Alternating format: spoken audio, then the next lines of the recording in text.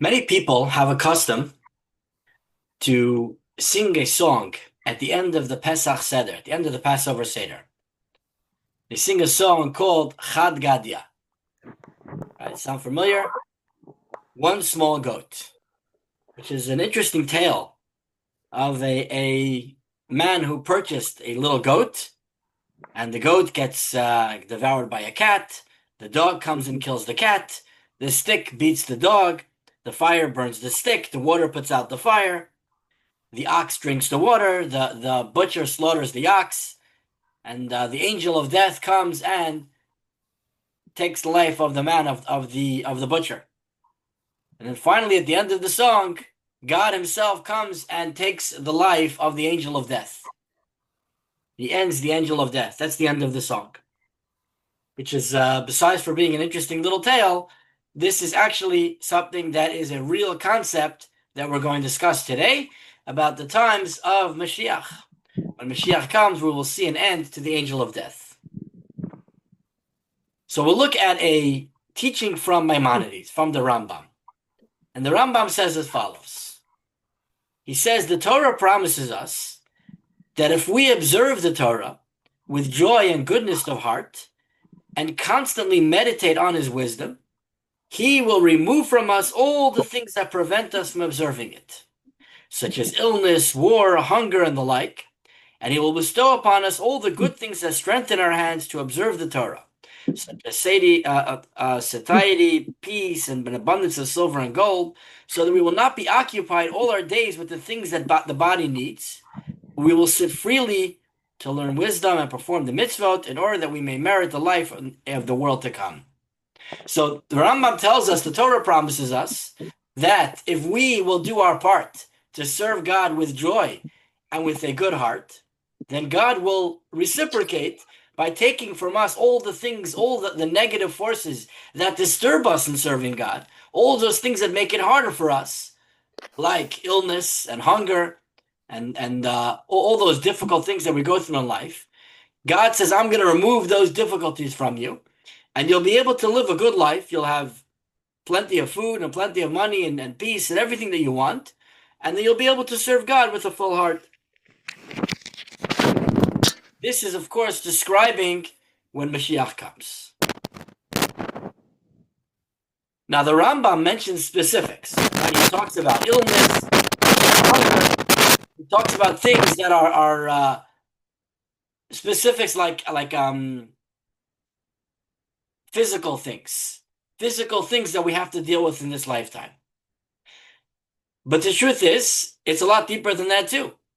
Because it's not just things, external factors that are causing us to have difficulty in serving God. It's not just hunger and war and illness. It's also within us. So the question is, what is the strongest enemy that we have in serving God? What is the strongest thing out there that prevents us from doing our best and really serving God with a full heart at all times? And we can reverse ask the same question the other way around. What is our greatest mentor? What helps us the most in our observance of the mitzvot and in serving God with joy? What is the greatest gift we have to help us in the service of God? Well, you may be surprised to know it's one and the same. It is, in fact, one and the same. Our greatest enemy is our greatest friend. And this is none other than our Yetzer Hara. We have within us an evil inclination. We have an evil inclination which seems to be something that is destructive and negative, and it pulls us down. But at the same time, the Talmud says that the Yetzer Hara is also our greatest motivator. Without our Yetzer Hara, without our evil inclination, we would accomplish nothing in our lives. The Talmud says we wouldn't get married, we wouldn't build a house, we wouldn't have children, we wouldn't go into business, all the positive things the building that we do in our lives, all the constructive things that we do in our lives. What is the motivation? What is pushing us to get ahead and to move forward and to accomplish something? It's actually our evil inclination that's pushing us, that's driving us to go out and do something. And of course, it's also what's pulling us down. It's what's making us greedy. It's what makes us jealous. All those negative traits come from there as well, obviously. So the Yetzer Hara is the greatest force in our lives, both for positive and for negative. There's an age-old question asked about human beings. Are humans fundamentally good or fundamentally bad? What are we? Are we a force of positivity or a force of negativity? Well, the Torah's answer is yes. Yes. A little bit of both and a little bit of neither. Yes, we have within us the greatest good, and we also have within us the greatest evil.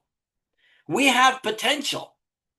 That is what makes us so unique and so special is our potential. It's our potential to choose which path to take. We always have the option to go right or to go left, to focus on the positive or focus on the negative, to do what we know is to be right or to do what we know is to be comfortable. Even if we know that ultimately we're better off going the other direction. For example, someone who's very into their work and they're very into they put their whole life into their work and into achieving their goals. A workaholic, spend a lot of hours, and they know that by spending more hours in the office, they're gonna finish this project. But they also know that their partner is gonna be upset when they get home late. They also know it's gonna affect their marriage, it's gonna affect their relationships with others around them.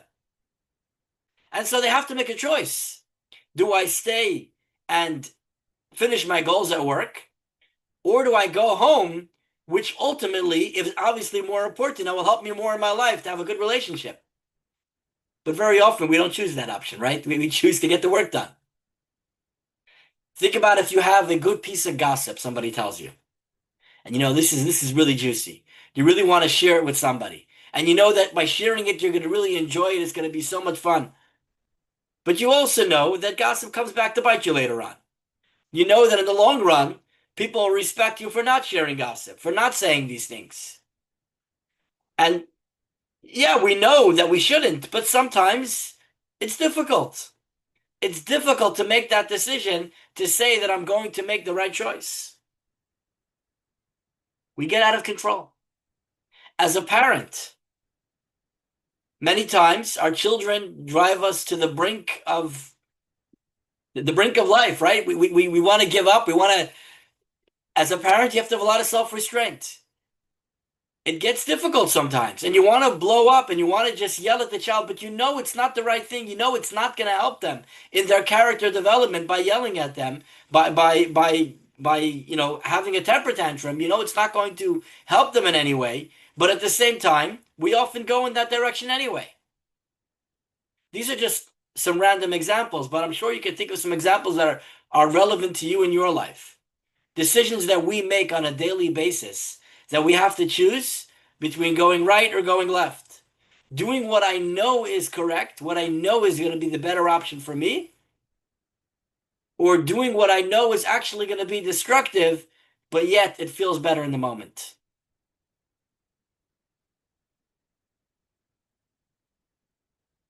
But this tug of war, these constant decisions that we have to make, these struggles that we go through, are actually what gives us our whole character. It's what builds us. It's what makes us who we are.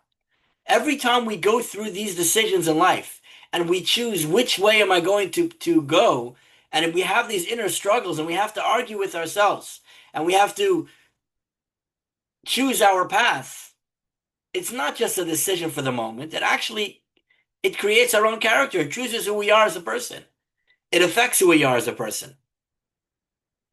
And where does this whole dilemma come from?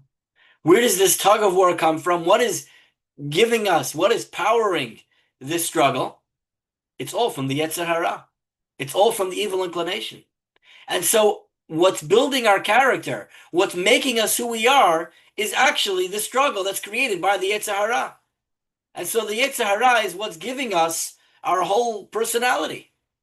That's where we come from. But the question is, what's going to happen in the future? Where is this going to take us in the future? This Yetzer Hara.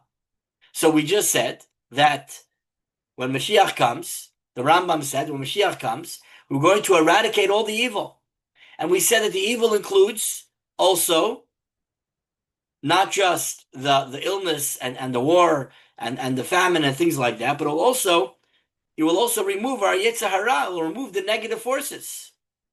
The Baal Shem Tov says as follows: the concept of slaughtering the angel of death in the future, which parallels the slaughter of the Yetzer Hara mentioned in the Talmud, refers to extracting from its evil component, its evil component, so that he will remain in existence as a holy angel. So this idea is going to, it's going to take place, that our Yetzer Hara, our evil force, is going to be eradicated. It's going to be removed from us. But what's going to happen to it? Are we going to then have an empty space where the evil inclination previously was? We're studying in the Tanya. I'm going to talk more about it again when we do our next Tanya class. We're going to talk about this idea of David HaMelech says that I have removed the evil from within me. I have removed my evil inclination. It's completely gone. That's one way of dealing with it. But as we spoke about yesterday in our class, in our Parsha class, in our Jewish Insights class just yesterday, we were talking about Avraham Avinu.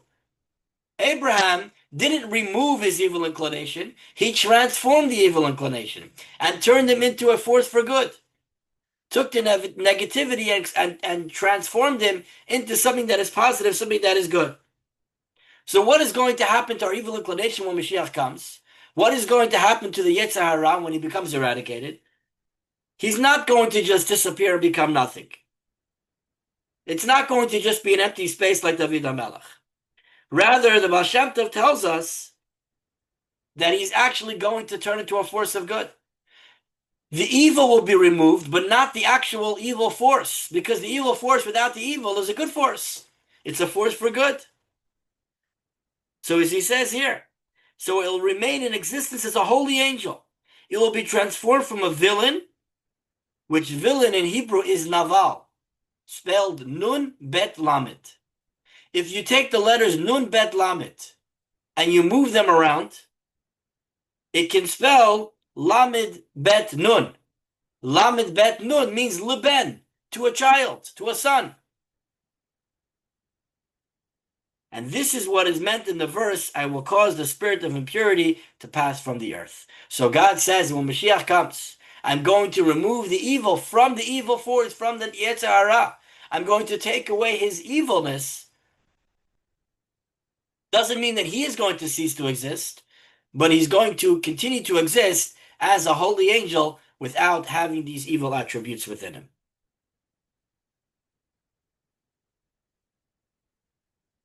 What would happen if we would go the other way? Let's just remove the Yetzer Hara completely. Why do we need him? Why is it important to have the Yetzer Hara when Mashiach comes? So there's a story in the Talmud. The Talmud relates how at one point the sages decided it was too difficult with this Yetzer Hara. He's creating too many problems. He is causing too many Jewish people to be led astray. We have to do something about it. And so these were great holy people, and they went and they captured the evil force. It's hard to imagine what that means exactly, but they held them in captivity, and they held them back. They said, let's see what the world is like without having this force. Let's remove them from the picture and see what happens. And they did, temporarily. What was the result?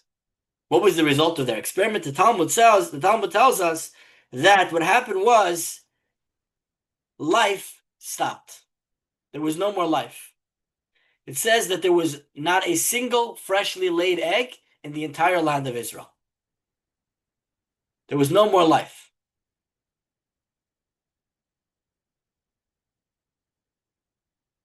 Because we actually need to have the Yetzer Hara.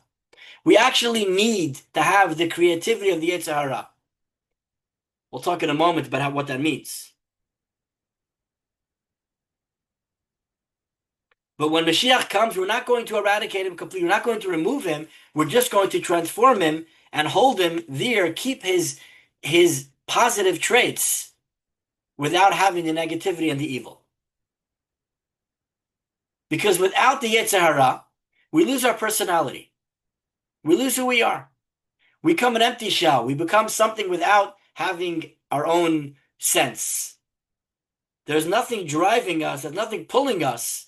There's no there's no life to us. We're just kind of going about doing things like robots. There's no competitive edge. There's nothing pushing us to do better.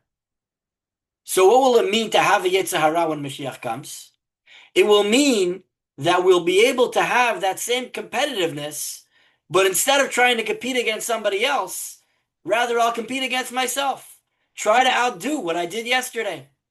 Yesterday I learned for an hour. Today I'm going to try to learn for an hour and a half. I'm going to push myself to do more, to be better. That's how we can use that same competitiveness in a positive way. Before I had creative ideas on how to, scheme and do bad things. Now I'm going to come up with ideas of how I can serve God better. Try to be competitive, use these same skills in good ways as opposed to negative ways. So we still need the passion, but the passion has to be directed in the right direction. That's what's important.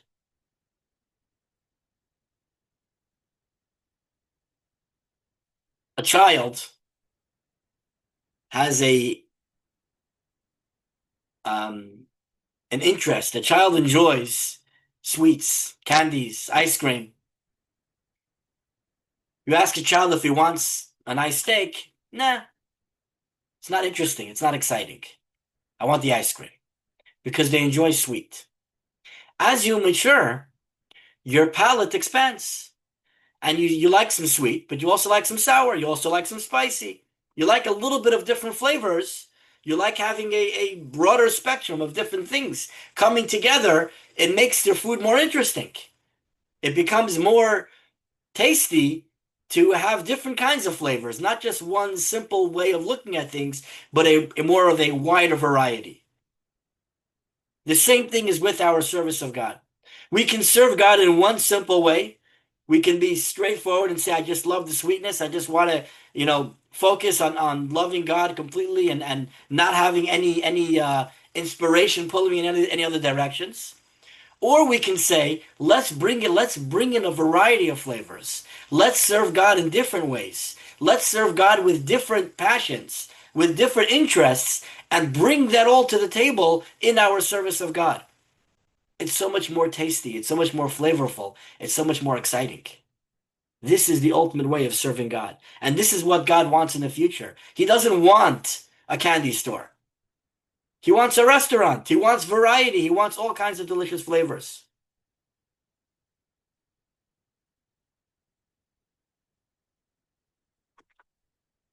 What about now? Right now, the Yetzer Hara comes and he tries to deceive us. He tries to convince us that it's worth going for the temporary pleasures as opposed to looking at the bigger picture. He's trying to trick us into doing things a certain way, even though we know it's not the right choice, but he tries to push us into going in that direction anyway. When Mashiach comes, he's going to shine a light on that. And he's going to reveal the deception of the Yetzer Hara and show us the truth through the deception. So what do we do now? We can already do this to a certain extent in our own lives. We can already make the choices. Next time we have an impulse pushing us in one direction, we could say, no, I'm going to not do that. Because I know that I can use this passion for something positive as opposed to using it in the other direction. I know if I'm having a selfish tendency now, I know that I can channel this tendency in a different direction and use it for ultimate good as opposed to using it for things that I shouldn't be using it. We have the power to do this every moment of our lives.